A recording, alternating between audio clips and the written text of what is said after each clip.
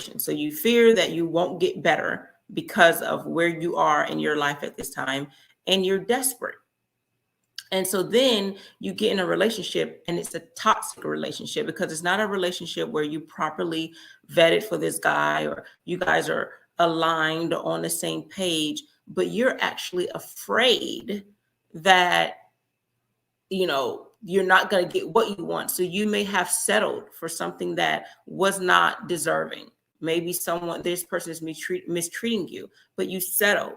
So then that creates some type of resentment, lack of respect, lack of trust, whatever it is. All of those things are toxic relationships. So people use this term often, toxic, right?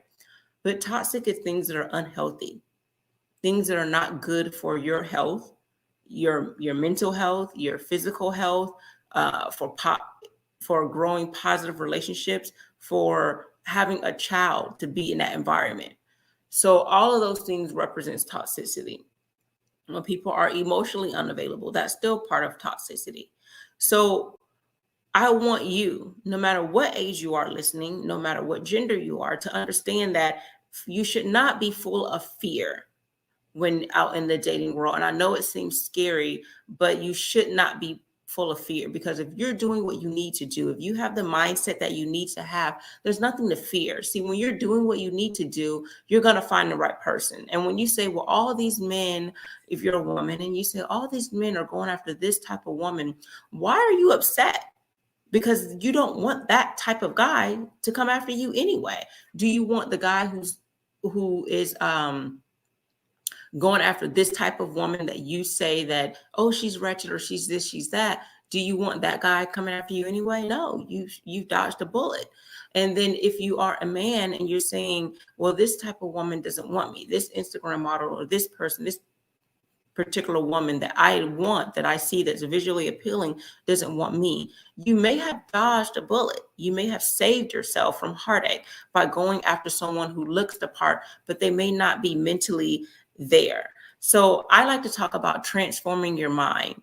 And one of the ways I like to help women transform their mind is to be a wife, have a wife mindset.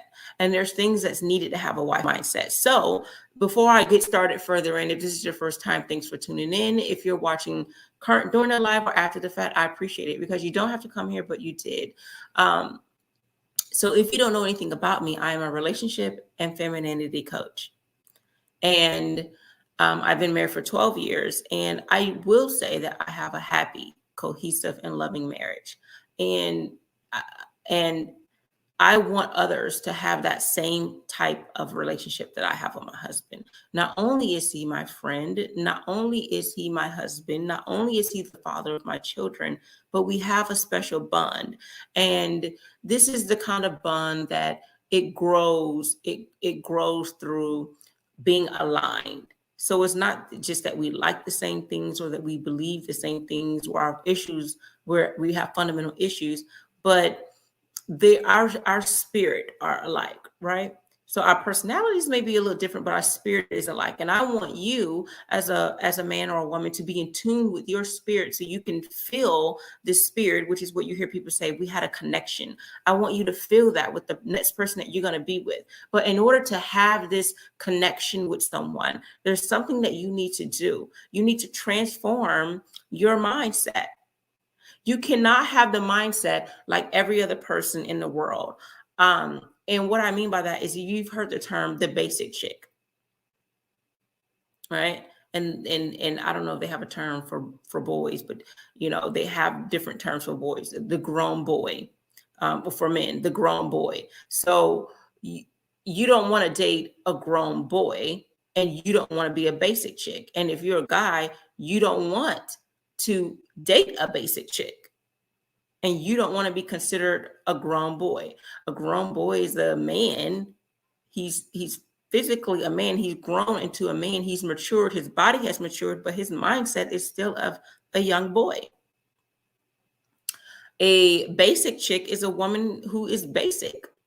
She's like everyone else. There's nothing different about her. Even her hair and her body and her attitude is like the manufactured, like all women are the same. They have the same mindset. They're thinking the same way. They're looking the same way. There's no uniqueness. They literally look like a carved out Barbie doll. So these are the basic chicks. There's nothing unique, special, and deep about them. They are shallow as it comes. And this isn't me trying to talk about women, but I'm saying this is what that is considered basic. Nothing special, nothing out of the ordinary, nothing extraordinary. They're just the basic girl. So I want you to aspire for greatness, both men and women. I want you to not just be like everyone else. And you probably hear this growing up, your parents say, do you want to be like everyone else? Well, you don't want to be like everyone else. You want to be unique. And what makes me unique is I'm Danielle. And there's not going to be too many people like me. There are going to be people that have some similar mindset as me, but I'm only me. No one can actually be me. Not only is my fingerprint unique, but my personality and who I am as a person makes me me. And I want you to be you. And the way to do that is to be the best version of yourself. To be the worst version of yourself is not you living up to your potential. So to do that, there's things that you need to do. Transform your mind. Know that if you put all the work in, so not just saying it, not faking it till you make it, but put in the work to be the best version of yourself, from how you put yourself together, how your behaviors, your attitudes, and how you go out, how you show up in the world. When you do those things, what fear will you have? You will have the confidence to know that you are the person that you should be, to be the woman that you were designed to be. Same for men. You go and do the best that you can be. You're aspiring for greatness. You're not working hard, you're working smarter. And when you do these things, you're making sure your character is there, your leadership skills, you're fulfilling your responsibilities as a man. You're not just having babies, but you're creating legacies. You care about your brand, your reputation, how you carry yourself. And when you're doing these things, what is it that you have to fear? The people who have to fear are the people who they've been having their hot girl or hot boy summers and doing all these things, and time is passing by. And they look down, they're like, what have I done with my life? I haven't got my money up. I haven't got my time up. I haven't done this. I haven't done that. I'm still living how I was living in my 20s. I'm not progressing. That's the people who should fear. Oh my God, my biological clock is ticking, and I wasn't in the mind frame of family and love, but I only went for a career only. There's nothing wrong with a career. I'm telling you, I'm a career woman. So I'm not saying there's something wrong with that. So fear is for those who are, it's kind of like when you have a test at school. Those who study, those who did their work, when it's time for a test, it's like, okay. But the ones who are afraid are the ones who know they didn't put in that work. So they're over there trying to do all the extra studying before the test. That's the fear.